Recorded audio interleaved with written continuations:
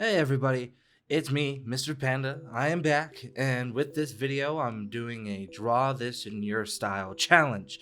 This challenge in particular was set out by ABD Illustrates. Now, I'm a little late to the party on this video just because of the fact he made this video back in 2020. He made it just about 11 months ago.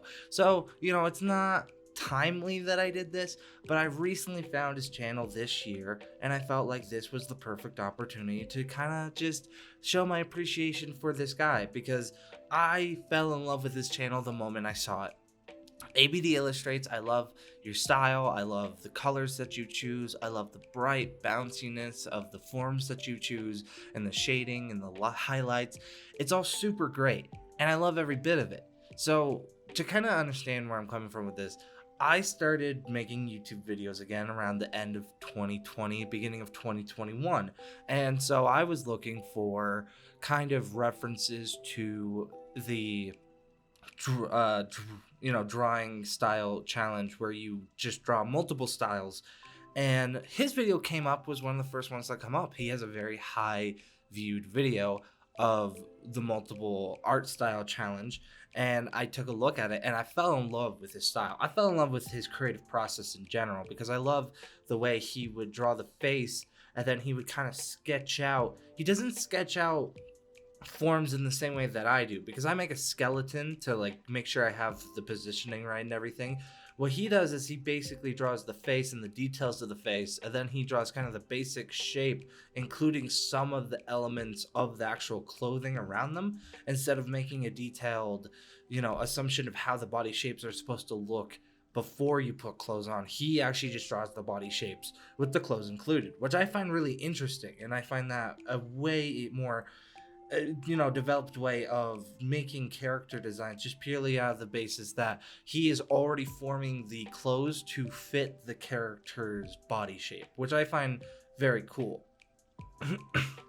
But that didn't really come along until about I would say a good month later, because I really decided, hey, let me go check out his channel. And I went over his channel stuff and I just loved everything that I found. So I ended up subscribing more recently. And from there, I was looking, and I was posting more on DeviantArt. And then I was looking, hey, draw this in your style. This is a perfect thing to like make a video about. I love drawing other people's art. I love showing appreciation for other artists because I feel like everybody deserves a little love. And I feel like a lot of creators really love it when, they get to see their artwork and their characters drawn by other people as long as they get the proper credit for it. And so I was like, that would be awesome. As long as I, talk about who the artist is, everything would go great. And I looked it up, and lo and behold, one of the first things that popped up for me was ABD Illustrates and a video he made 11 months ago making a draw this in your style challenge. And he had this character that I guess he made himself. He made this for a comic series that he was going to make, and he wanted to redesign the character. And I took a look at the character and went, you know, as much as I love the synergy of all the colors, I think that the design is very lackluster in some ways. Honestly, I stayed pretty fruitful to the design. I love some of the design elements. I love the flannel element of the coat. I love the stitch marks. I love a lot of pieces of it. It's very reminiscent to me of Soul Eater in a way, just because of the scythe and the darker tones. But there's a lot of great things because even though it has this darker tone to it just because it's a scythe and there's these like stitches on the clothing that make it seem a little more, I guess, emo or gothic, there's still a lot of brighter colors in the design, and I feel like that really lends to a much brighter tone because that's just kind of his style, is that he does brighter tones. Like even when he's doing like a deep dark cave, he uses ambient light sources when he's drawing that make it seem like a lighter tone no matter what. Like I don't think that he has a dark bone in his body when it comes to making art, which is fine. That's not honestly a bad thing when I'm looking at all of his art and I'm just seeing just these beautifully pastel colors and just great.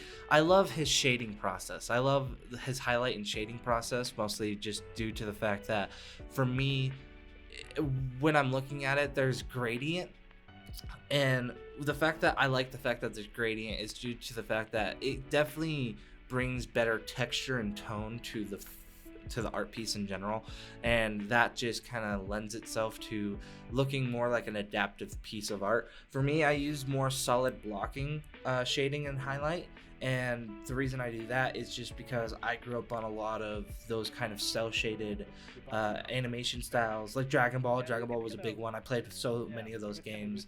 I played so many of the Naruto games, and a lot of those games that by Bandai end up being cell shaded. So my brain just ends up going, oh, two-tone. Two-tone is the best way to make an effective piece. Though I've been learning recently, if you watched my art style challenge, that when I did the Persona 5 art piece, I learned a lot about different levels of shading with that particular piece because of how many different layers of shading that are in Persona pieces. And that I try to lend myself to that in some sort of way in this piece, because I didn't want it just to be very two-toned. I wanted to add some highlights, and I wanted to add like just some flavor to the piece in general. And so I kind of went with that.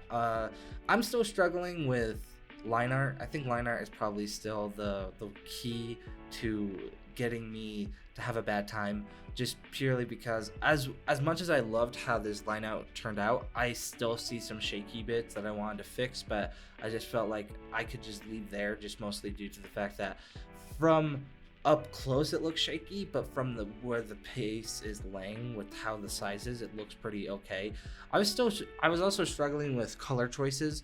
I wanted to get it close to the color tones that he originally had, but I also wanted to have my own fun with it, just because I liked different kind of color tones, and so I wanted to make the character as accurate as possible while still having my own creative freedom to mess around with the color choices and really decide things that I want to put in it and not.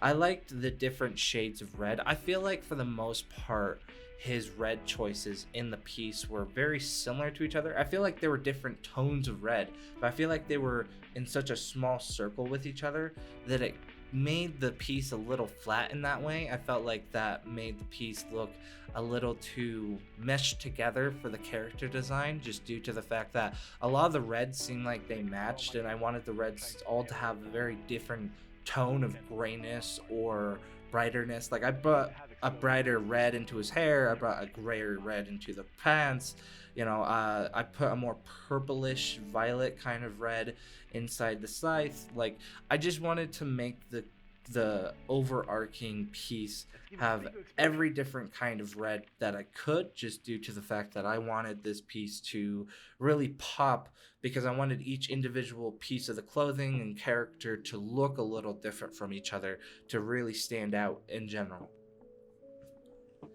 Now, I did change a little bit of the shapes of the boots as well. I know that originally he intended it to kind of look like, he almost made it look like they were like Converse sneakers but boots.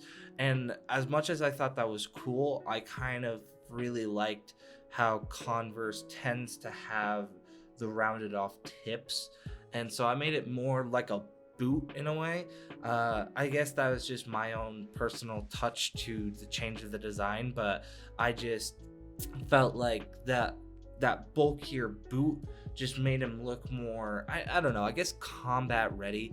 I don't like, if he wanted to go for the kind of pointy shoe kind of thing, like the pointy boot or pointy shoe that I know some characters can bear, kind of like the basis of the shoes that you would find in like old medieval games.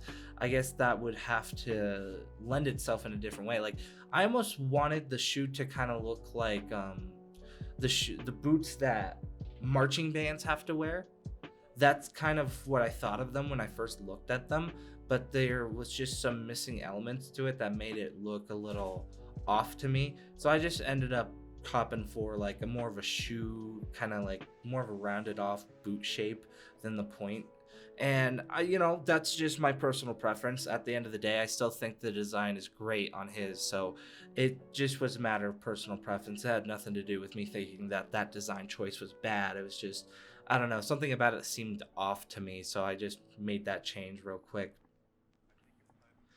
So overall, I kind of got, the base colors down. I'm still working on my shading practices and my just coloring.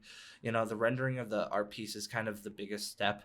The line art is definitely the easiest step, but for me, I'm still trying to learn, and so it's just one of those things where I'm learning different techniques for doing things. It's just that I need to keep practicing and keep trying, because I am trying to use different color tones for my shading. I'm trying to do different kind of sources of shading, and I feel like it's really hitting a mark right now. Like this current piece that I'm doing was so much fun. It taught me so much, honestly. Every piece I'm trying to learn something new from. So the fact that I got to take a look at someone else's art piece and kind of just play around with it was such a fun experience to have, just because I really got to just take my time just figuring out how everything worked out in terms of how he shaded it versus how I wanted to shade it, because I wanted to shade it similarly. Like I wanted to shade it in similar groups to how he had it shaded, but I also wanted to do my own little flares of shading in the ways that I wanted to do it. And overall, I think that it turned out pretty well, honestly. I think that the line art really shows through on this piece a lot better, and I think the colors that I chose did me well. I think that there were definitely better color choices to choose from, but overall I think I did a pretty good job. I love the purple I chose. I think that more bluish violet purple really works well. I know that he was going for more muted tones in the clothing on this one, just because the tone of the art piece and the character was probably from a much darker world, so he wanted to do much muted. But I feel like much richer colors in this case would have done better, just because of the fact that in a dull looking world, the characters should have a very contrast and deep coloring. That way, while the world looks dull, the characters stand out in them easier.